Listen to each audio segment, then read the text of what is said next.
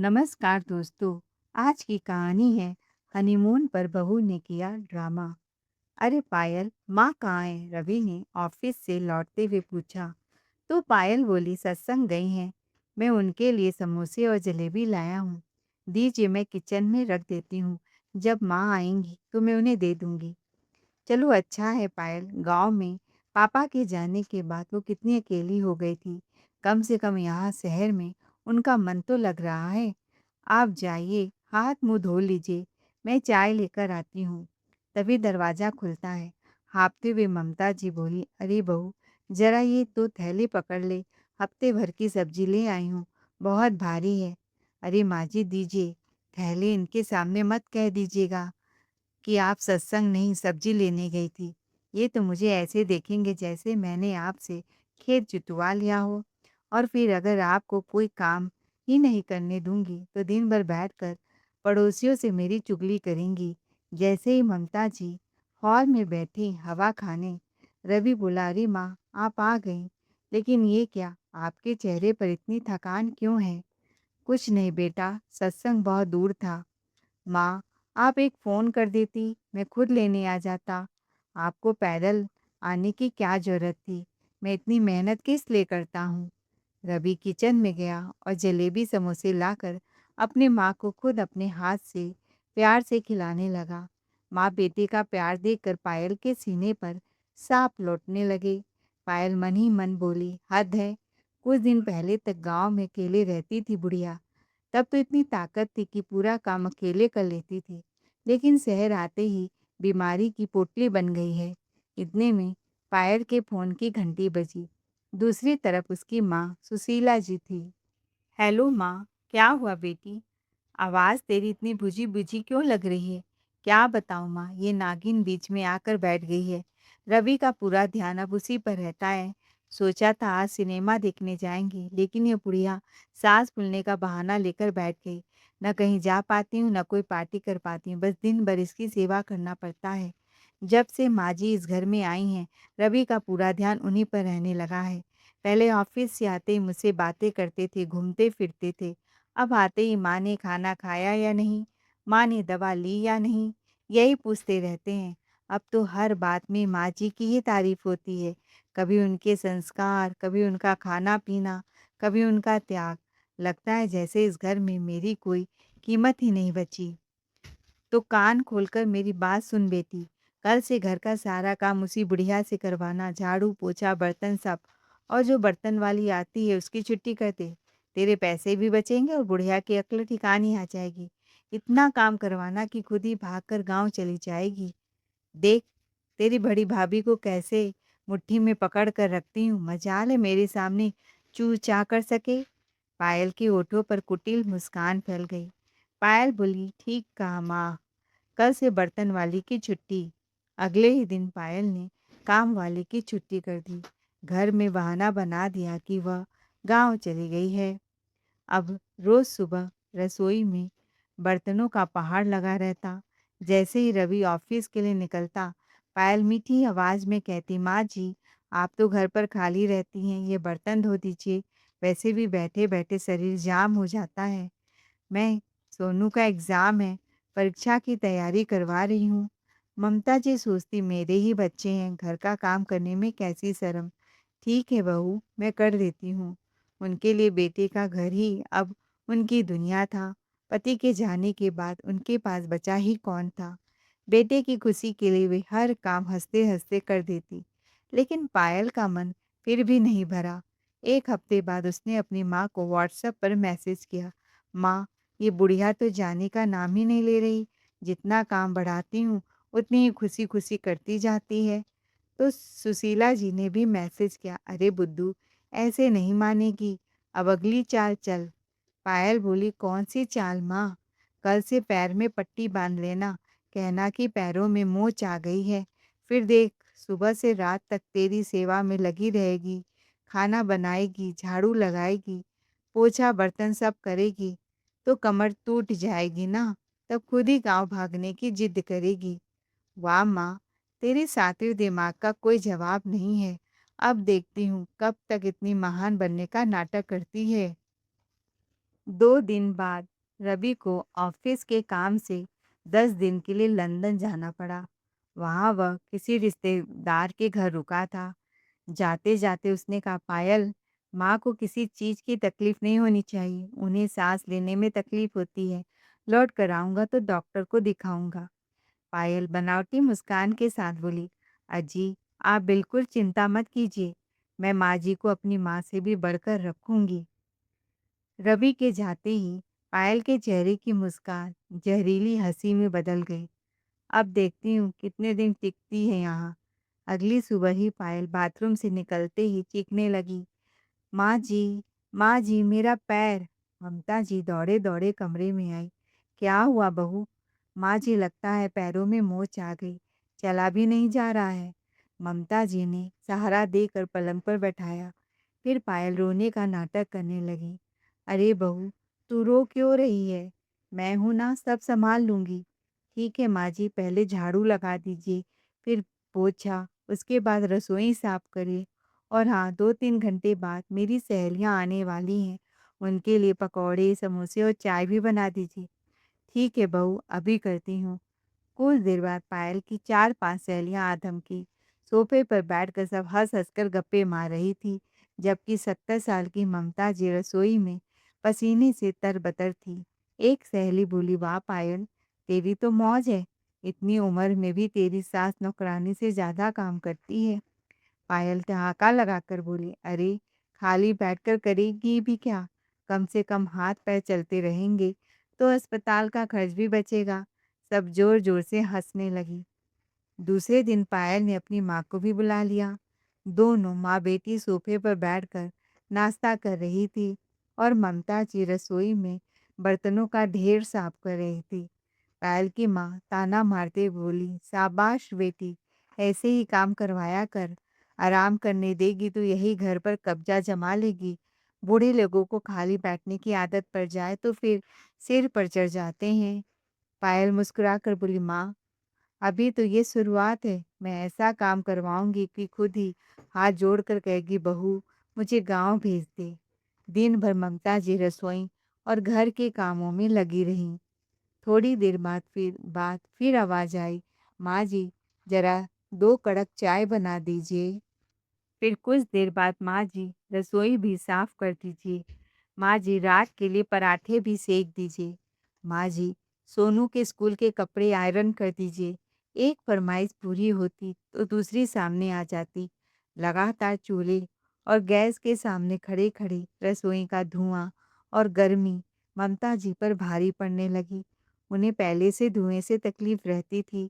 खांसते खांसते उनकी सांस फूलने लगी, लेकिन बहू को उनकी तकलीफ से कोई फर्क नहीं पड़ा। जैसे ही वह आराम करने गई तो पायल बोली, माँ जी, इतनी सी खांसी में काम मत बंद करिए। मेरी सहेलियाँ मेरा हाल चाल लेने आ रही हैं। थोड़ा बहुत तो इस उम्र में लगा ही रहता है।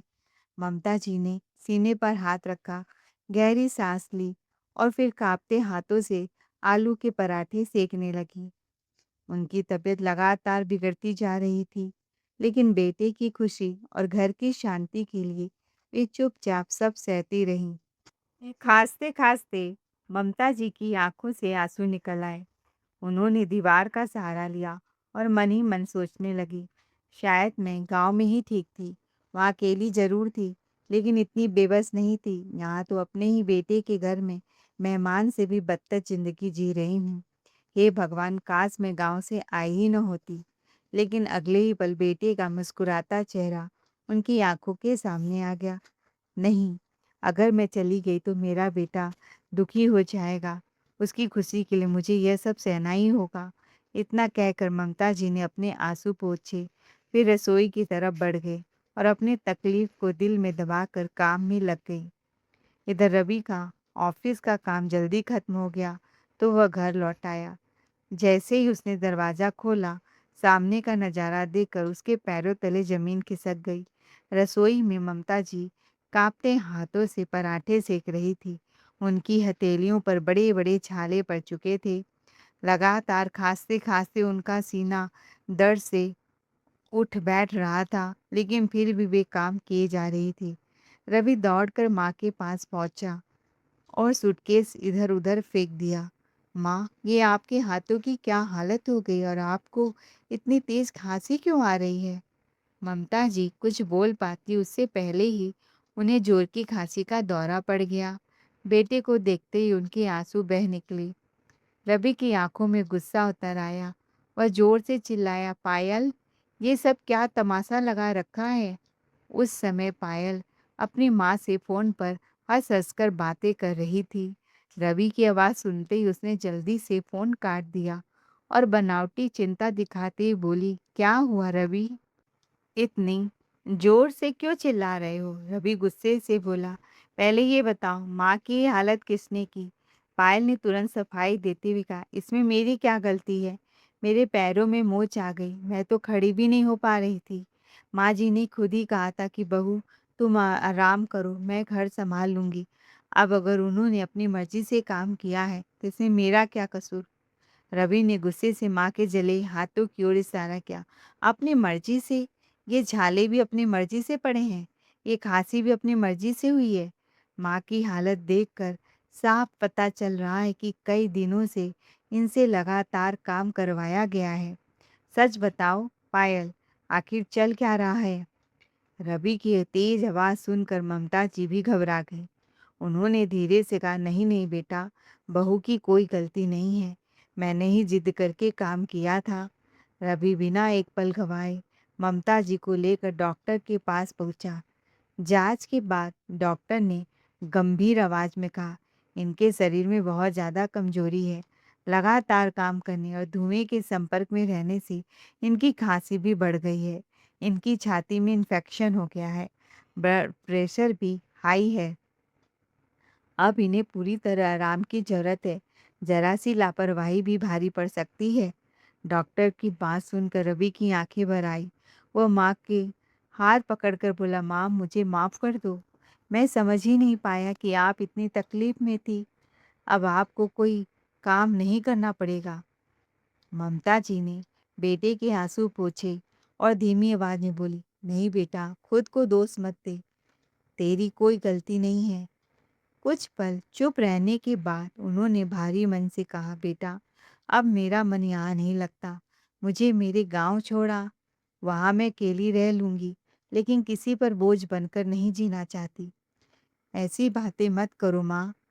ये रवि रोते हुए बोला, ये घर आपका है, आपको कहीं नहीं जाना पड़ेगा। अब आपकी आंखों में एक भी आंसू नहीं आने दूंगा। ममता जी चुप रही, लेकिन उनकी नम आंखें बता रही थी कि उन्होंने जो दर्द सहा है उसे शब्दों में बयां करना आसान नहीं था। रवि के घर लौट आने के बाद पायल का पैर की मोच वाला नाटक ज्यादा दिनों तक नहीं चल सका। मजबूरी में उसे पट्टी खोलनी पड़ी और सबके सामने बिल्कुल ठीक होने का दिखावा करना पड़ा। अब रवि हर समय माँ का खास ख्याल रखता था। उसके सामने पायल भी बड़ी संस्कारी बहू बनने का नाटक करती। माँ जी ये लीजिए दवा, पहले दवा खा लीजिए। माँ जी आप बैठिए, मैं चाय बनाकर लाती हूँ। लेकिन जैसे ही रवि ऑफिस के लिए निकलता या किसी काम से बाहर जाता, पायल का असली चेहरा फिर सामने आ जाता। माँ जी अब ये सब नाटक बंद कीजिए, जल्दी से ये बर्तन धो दीजिए, और हाँ कपड़े भी धोने हैं, मुझे बहुत देर हो रही है। बेचारी ममता जी बेटे के घर में फिर से अपमान सहने लगी। वे सोचती, अगर मैंने रवि को सच बता दिया तो उसका घर टूट जाएगा। मैं उसके घर गृहस्थी में आग लगाना नहीं चाहती।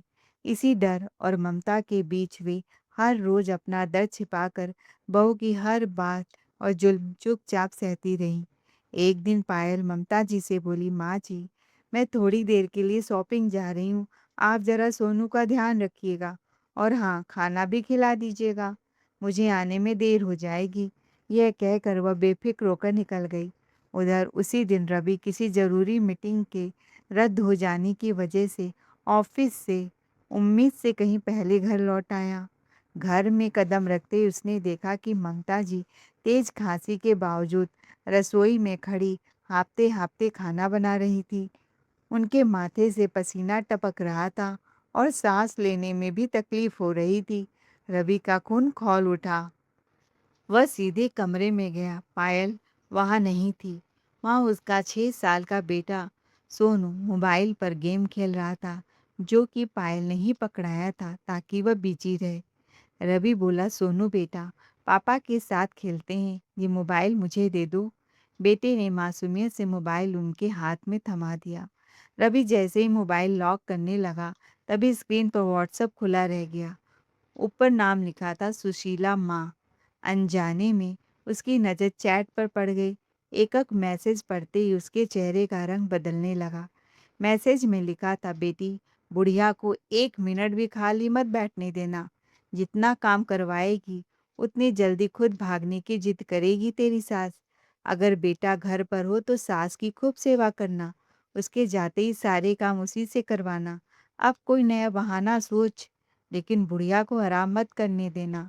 नीचे पायल का जवाब था, माँ, आपकी हर बात मान रही हूँ। इतना पढ़ते ही रवि की मुट्ठियां भींच गई। अब उसे समझ आ चुका था कि उसकी माँ की हालत किसी मजबूरी से नहीं, बल्कि एक सोची समझी साजिश का नतीजा था। व्हाट्सएप की पूरी चैट पढ़ने के बाद रवि का दिल टूट चुका था, लेकिन उस दिन उसने कोई हंगामा नहीं किया। उसने चुपचाप मोबाइल वापस वहीं रख दिया और मन ही मन बोला, नहीं पायल, अब तुम्हें डांट कर मार कर नहीं, तुम्हारी ही चाल में फंसा कर सच सबके सामने लाऊंगा। और सुशीला जी, आपने मेरी माँ को खून के आंसू रुलाने की जो सलाह दी है, उसका भी हिसाब अब मिलेगा आपको।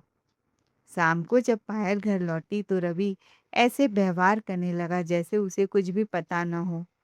पायल, शॉपिंग हो गई तुम्हारी? थक गई होगी, जाओ आराम कर लो। पायल मन ही मन मुस्कुराई। उसे लगा कि उसकी सारी चालें अब भी छिपी हुई हैं। उधर रवि ने चुपके से अपने मोबाइल में व्हाट्सएप चैट के स्क्रीनशॉट सुरक्षित कर लिए। फिर उसने एक ऐसी योजना बनाई जिसका अंदाजा न पायल को था और न ही उसकी माँ सुशीला देवी को। खैर, रवि ने अपनी माँ को कुछ दिन के लिए जानबूझकर गांव भेज दिया। इधर सुशीला देवी अपने छोटे बेटे रोहित के लिए रिश्ता ढूंढने में लगी थी। रवि को जैसे इसकी भनक लगी, वह सुशीला देवी के घर पहुंचा और सहज अंदाज में बोला, मम्मी जी, अगर आप कहें तो मेरी नज़र में एक बहुत अच्छा रिश्ता है। लड़की कई सालों से विदेश में रहती है, पढ़ी लिखी, बेहद संस्कारी है और देखने में भी बहुत सुंदर है। सुशीला देवी की आंखें चमक उठी। अच्छा, परिवार कैसा है? रवि ने मुस्कुराकर कहा, लड़की अपनी माँ के साथ विदेश में रहती है। उसके पिता का कई साल पहले ही निधन हो चुका है। वह इकलौती संतान है। उसकी माँ चाहती है कि बेटी की शादी भारत में ही हो। फिर रवि ने बातों बातों में एक और बात जोड़ दी, और हाँ, उनकी अच्छी खासी संपत्ति भी है। आगे चलकर जो कुछ भी होगा, सब उसी बेटी दामाद के नाम हो जाएगा। बस इतना सुनना था कि सुशीला देवी के चेहरे पर लालच साफ दिखाई देने लगा। वह बोली, अरे बेटा, ऐसे रिश्ते तो रोज रोज नहीं मिलते। अगर लड़की सच में इतनी संस्कारी है, तो हमें और क्या चाहिए? मैं तो आज ही हाँ कर देती हूँ। रवि मन ही मन मुस्कुरा उठा। यही तो मैं चाहता था। आपने लड़की को नहीं, उसकी दौलत को देखकर रिश्ता मंजूर कर लिया। अब खेल शुरू होगा, लेकिन इस बार चाल मेरी होगी। रिश्ता इतना जल्दी तय हुआ कि चट मंगनी पट ब्याह वाली कहावत सच साबित हो गई। कुछ ही दिनों में रोहित और सोनिया की शादी धूमधाम से हो गई।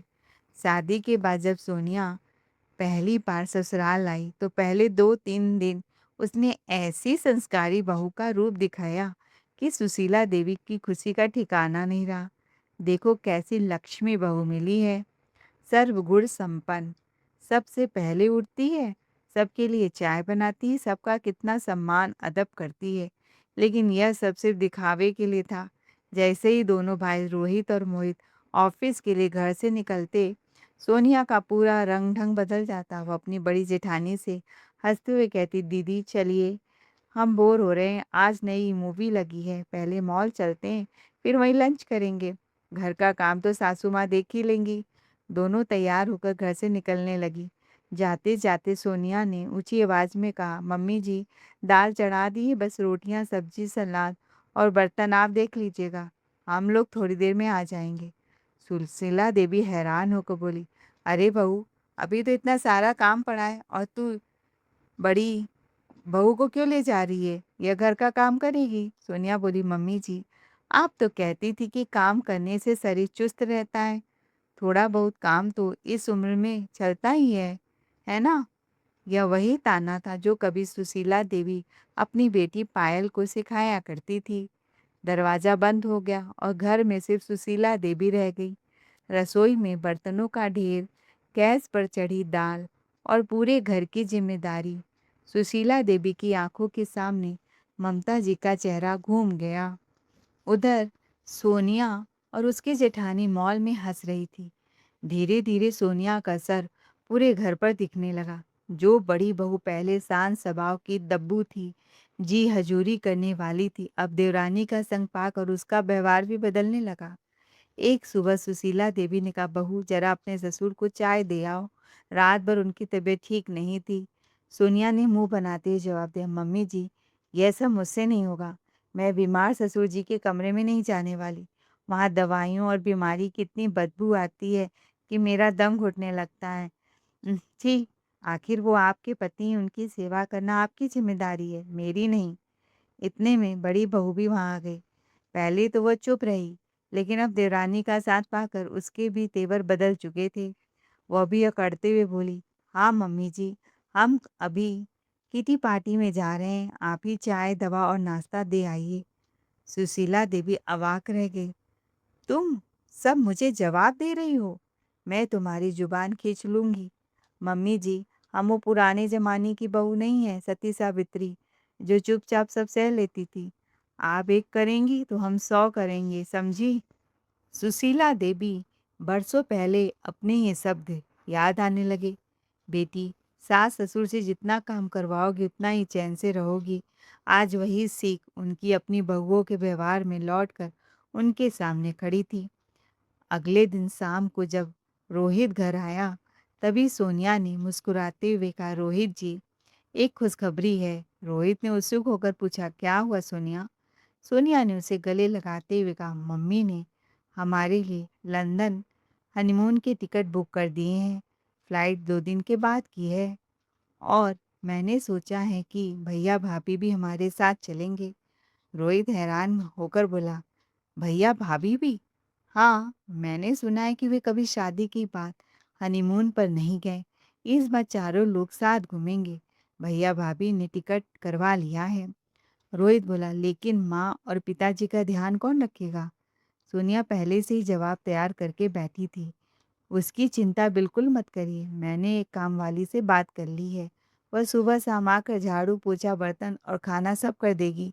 मम्मी जी को एक काम भी नहीं करना पड़ेगा। वैसे भी घर में अब सिर्फ मम्मी जी और पिताजी ही तो रहेंगे। कभी कभी दीदी आ जाया करेंगी। रोहित ने राहत की सांस ली। हाँ, तुम सही कह रही हो। इतने सालों में भैया भाभी कहीं घूमने नहीं गए और हमारी तो नई नई शादी है। कहते हुए रोहित किसी काम के लिए बाहर चला गया। इतने में सुशीला देवी ने सारी बातें कान लगाकर सुन ली। वह दंदनाते हुए कमरे में आई। वाह रे! आज के ज़माने की मॉडर्न बहुएँ, दिन भर कमरे में पति के साथ रास लीला कम पड़ गया क्या, जो अब विदेश में जाकर हनीमून मनाने की तैयारी हो रही है? घर में बूढ़े माँ-बाप पड़े हैं और बहुओं को रास लीला की सूझ रही है। सोनिया ने तुरंत पलटकर जवाब दिया, मम्मी जी, आपने और पिताजी ने भी तो अपनी जवानी जी होगी। मतलब आपने पति के साथ रास लीला मनाया होगा, तो उसमें कोई बुराई नहीं थी। फिर हमारी उम्र में अगर हम कुछ दिन साथ घूमना फिरना चाहें तो इसमें क्या गुनाह है? तुम मुझसे जुबान लड़ाती है? कहते हुए सुशीला जी ने गुस्से में सोनिया पर थप्पड़ उठाया। सोनिया ने फुर्ती से उनका हाथ पकड़ लिया। उनकी आंखों में आंखें डालकर बोली, मुझे कमज़ोर समझने की भूल मत करना। दोबारा हाथ उठाने की कोशिश भी मत करना, नहीं तो हाथ तोड़ने में ज़्यादा समय नहीं लगेगा। बड़ी बहू नेहा भी पहली बार सोनिया के समर्थन में बोली, मम्मी जी, शादी के इन 5 सालों में मैं कभी हनीमून पर नहीं गई। इस बार मौका मिला है तो हम भी अपने पति के साथ कुछ यादें बनाना चाहते हैं। सोनिया ने आगे कहा, और रही आपकी चिंता, तो आपके लिए काम वाली की व्यवस्था हो चुकी है। दवाइयों का टाइम टेबल भी लिख दिया है, किसी तरह की परेशानी नहीं होगी, इसलिए अब हमें रोकिए मत। सुशीला देवी मन ही मन जल कुड़कर राख हो गई। जाओ, आजकल की बहुओं को कौन रोक पाया है, वह मन ही मन बुदबुदाई। दामाद जी के चक्कर में हम तो फंस गए। इतना सुनाकर दोनों बहुएं अपने अपने कमरे में गईं और हंसते हुए सूटकेस निकालकर कपड़े पैक करने लगी। उधर सुशीला देवी दरवाजे पर खड़ी उन्हें देख रही थी। कुछ दिन बाद सोनिया, रोहित, मोहित और बड़ी बहू लंदन की खूबसूरत वादियों में घूमने का आनंद ले रहे थे। कभी लंदन ब्रिज पर तस्वीरें, कभी पार्कों में सैर, तो कभी अलग अलग जगहों का लुत्फ। चारों की हंसी खुशी की तस्वीरें लगातार परिवार के ग्रुप में आती रही और उधर सोनिया ने घर से निकलने से पहले ही एक और चाल चल दी थी। जिस कामवाली का नाम लेकर उसने सबको निश्चिंत किया था, उसे उसने पहले ही फ़ोन करके कह दिया था, दीदी 2 हफ्ते आने की ज़रूरत नहीं है। अगर कोई पूछे तो कह देना कि घर में ज़रूरी काम आ गया था। अब पूरे घर की जिम्मेदारी अकेले सुशीला देवी के कंधों पर आ गई। सुबह के 5 बजते ही सुशीला देवी की दौड़ शुरू हो जाती। पहले पति के लिए गर्म पानी तैयार करती, फिर चाय, दवाइयाँ समय पर दो। थोड़ी देर बाद दलिया, सूप, जूस बनाओ, फिर कपड़े धो, झाड़ू, पोछा, बर्तन करो। दोपहर का खाना, फिर पति को खाना खिलाओ। शाम होते होते चाय, तवा, रात का खाना, ऐसा लग रहा था मानो घर अकेले उनके कंधों पर टिका हो। बीमार पति बार बार आवाज़ लगाते, सुशीला जरा पानी देना। 2 मिनट भी नहीं बीतते, सुशीला दवा का समय हो गया है। रसोई से निकलते निकलते फिर पुकार सुनाई देती, सुशीला जरा तकिया ठीक कर दो। बेचारी सुशीला देवी पूरे घर में ऐसे दौड़ रही थी जैसे उनके पैरों में पहिए लग गए हों। बात यहीं ख़त्म नहीं हुई। सोनिया ने हर दूसरे दिन किसी न किसी रिश्तेदार को हाल चाल पूछने के बहाने घर भेजना शुरू कर दिया। कभी मौसी आ जाती, तो कभी चाचा चाची, कभी दूर के फूफा फूफी आकर हाल चाल लेते उनके ससुर का। हर बार सुशीला देवी को रसोई में घंटों खड़े होकर चाय, नाश्ता और खाना बनाना पड़ता। एक मेहमान जाता तब तक दूसरे के आने की खबर मिल जाती। लगातार काम करते करते उनकी कमर जवाब देने लगी। हथेलियां लाल पड़ गई, घुटनों में सूजन आ गई और सांसें तेज चलने लगी। एक दिन तो रसोई में रोटी बेलते बेलते उनकी आंखों के आगे अंधेरा छा गया। उन्होंने किसी तरह दीवार का सहारा लिया और फर्श पर बैठ गई। उनकी आंखों से आंसू बह निकले। वे बुदबुदाई, हे भगवान, 1 हफ्ते में मेरी ये हालत हो गई। ममता बहन ने न जाने कितने महीनों तक ये सब अकेले सहा होगा, फिर भी कभी किसी से शिकायत नहीं की। मैं कितनी अंधी हो गई थी जो दूसरे के दर्द को समझ ही नहीं पाई। उसी पल उन्होंने अपनी बेटी पायल को कही हर बात याद आने लगी। बुढ़िया से काम करवाओ, आराम मत करने देना, इतना तंग करो कि खुद ही घर छोड़कर चली जाए। आज वही शब्द तीर बनकर उनके अपने ही दिल को छलनी कर रहे थे। रात को बिस्तर पर लेटे उनके हाथ कांपते, पैरों में दर्द से ऐंठन होने लगती और आंखों से आंसू बह निकलते। उन्हें बार बार ममता जी की याद आती। लगातार कई दिनों की भागदौड़, थकान और अपमान ने आखिरकार सुशीला देवी का हौसला तोड़ दिया। एक रात फूट फूट कर रोते हुए उन्होंने अपनी बेटी पायल को फ़ोन लगा दिया, बेटी अब मुझसे काम नहीं हो रहा है। सुबह से रात तक मैं अकेली पूरे घर का काम कर रही हूँ। तेरे पिताजी की सेवा, दवा, खाना, बर्तन, झाड़ू पोछा, ऊपर से दोनों बहुओं के ताने। लगता है मैं इस घर की मालकिन नहीं, नौकरानी बनकर रह गई हूँ। दामाद जी के चक्कर में फंस गए। न जाने कौन सी आफत मेरे घर में आ गई है। माँ की सिसकियाँ सुनते ही पायल का खून खौल उठा। माँ, आप चिंता मत करो, मैं कल शाम आती हूँ, उन दोनों की अकड़ निकाल देती हूँ।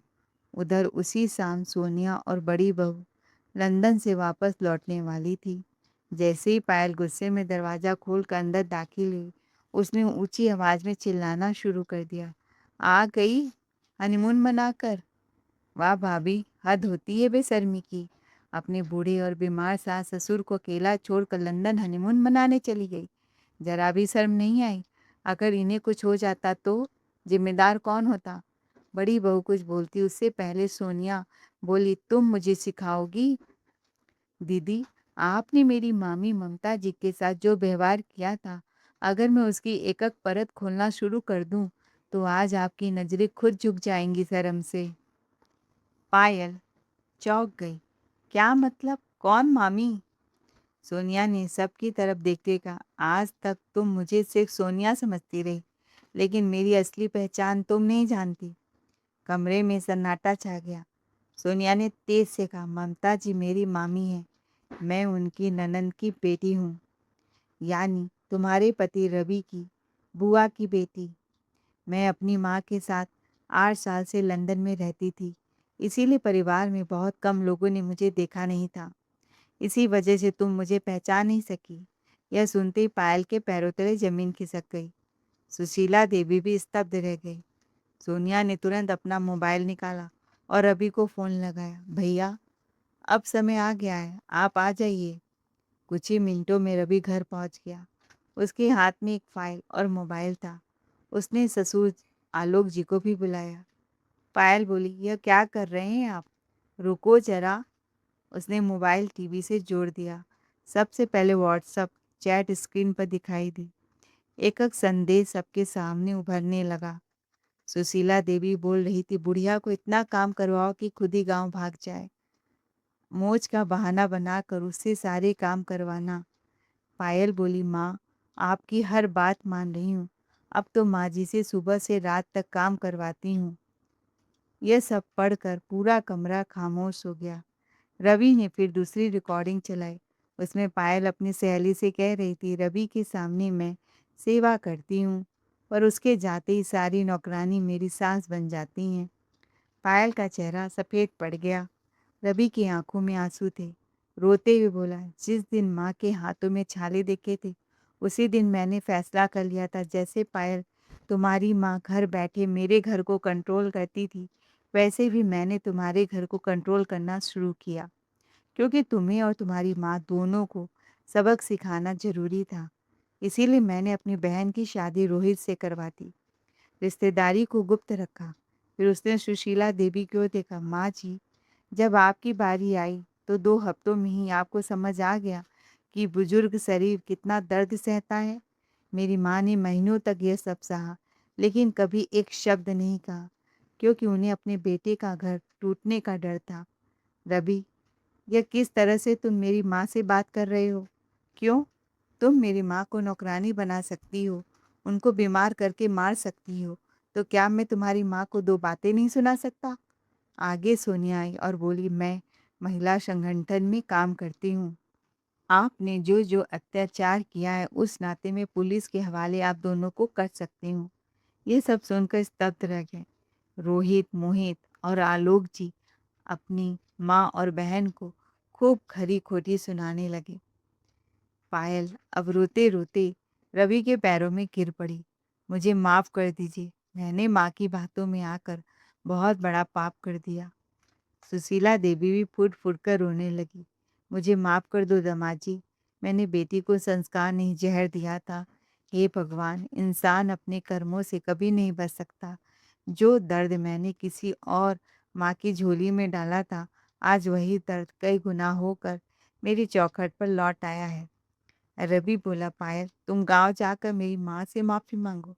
अगर वह तुम्हें माफ़ करेंगी और शहर आकर मेरे साथ रहेंगी, तभी मैं माफ़ करूँगा। पायल गांव पहुंचकर ममता जी के पैरों में नाक रगड़कर माफ़ी मांगने लगी। ममता जी की आंखों से भी आंसू बह निकले।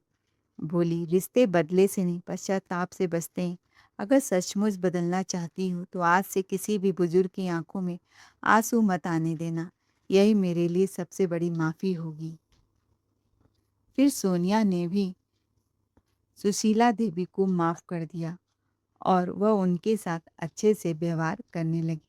दोस्तों, आपको हमारी आज की कहानी कैसी लगी कमेंट करके ज़रूर बताएं। कहानी अच्छी लगी हो तो चैनल को लाइक शेयर सब्सक्राइब ज़रूर करें। Thanks for watching ARK voice.